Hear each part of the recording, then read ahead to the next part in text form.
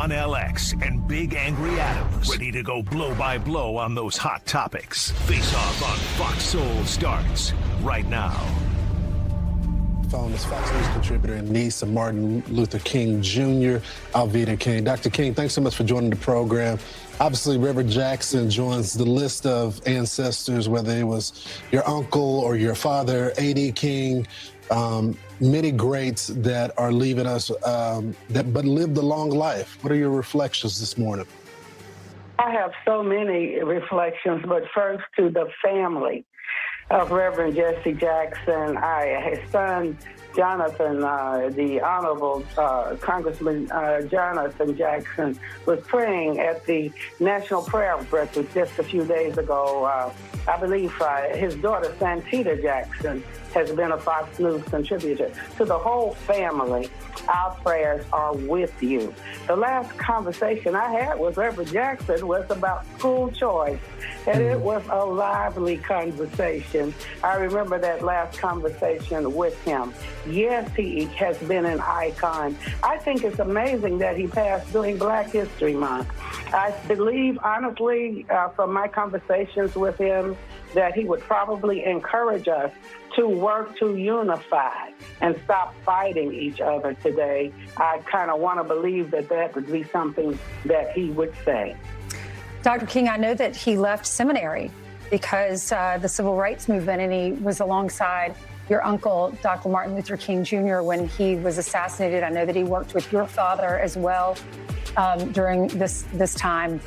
What are some stories that you could tell us about? Because you always take us inside the family of your kitchen table and what y'all discussed. What are some stories that you remember that stick out?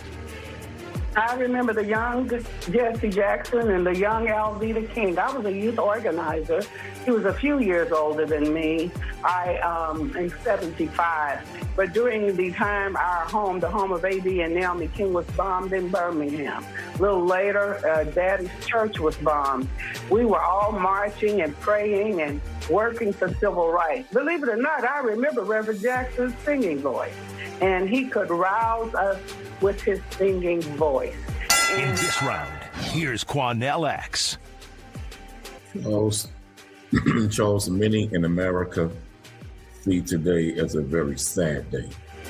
When you look at the death and the transition of a civil rights iconic legend in the Reverend Jesse Louis Jackson. Reverend Jackson, a man who was a protege and understudy of the late Dr. Martin Luther King Jr., who also was on the balcony the day standing with Dr. King when he was assassinated. And Reverend Jackson was seen as the one who picked up the torch of Dr. King and to carry the message of Dr. King forth into America and to fight and to stand for the oppressed and the voiceless at that time of the African-American community.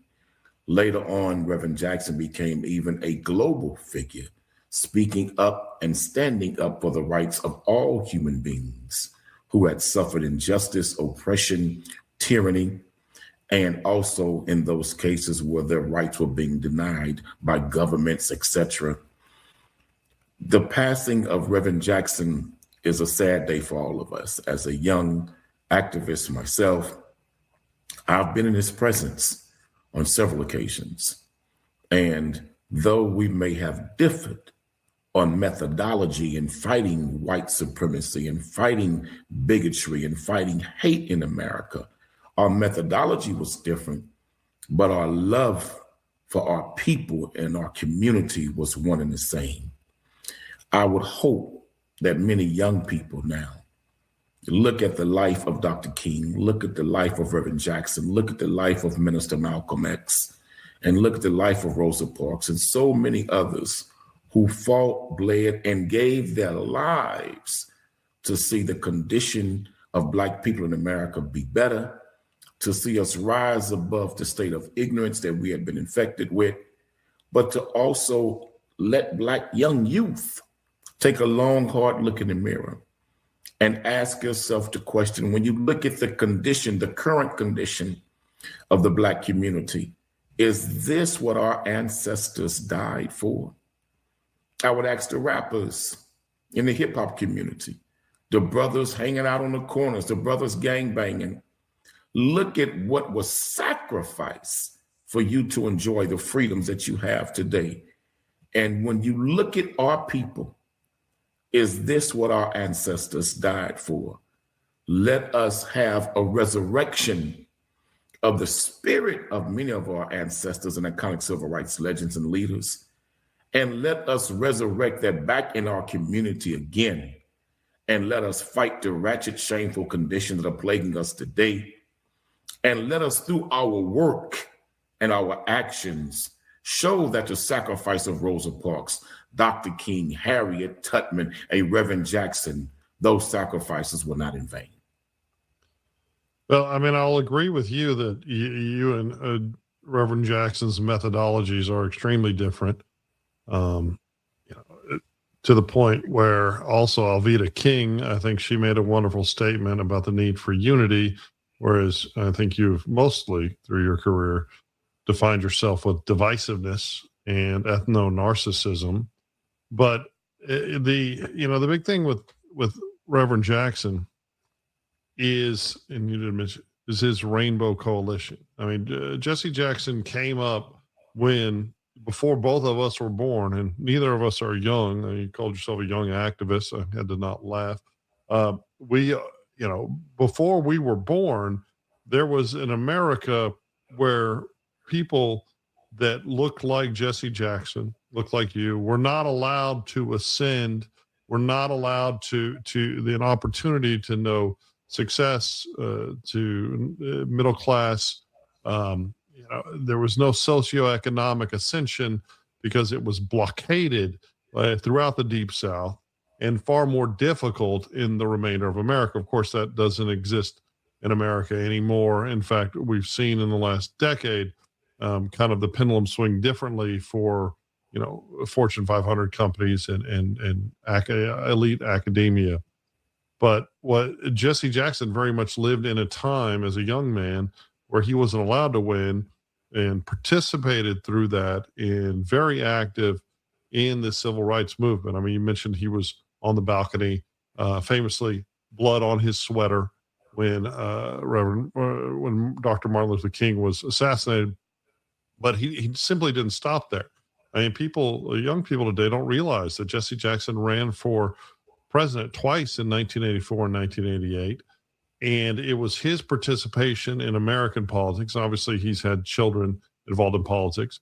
His participation in the presidential contest of those 2 years greatly increased Black voter participation, right? And I think later in this week, we're most certainly going to talk about these new voter ID laws, but Jesse Jackson was responsible for that. And as his presence grew, instead of this new, what we see now with activists of, where it's like a ethno-narcissism, where there is this division, this new argument for different types of discrimination and supremacy, and it's something that Reverend Jackson would never abide, right? The Rainbow Coalition had the name Rainbow. People might now think it's something with the LGBT community. It's not.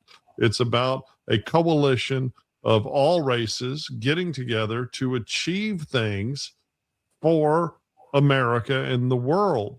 And another thing about Reverend Jackson, and I like to have real conversations, is he showed that people can be human. They can make mistakes, right? He obviously had the famous Jaime Town scandal that he came back from very clearly, and it was incredibly apologetic.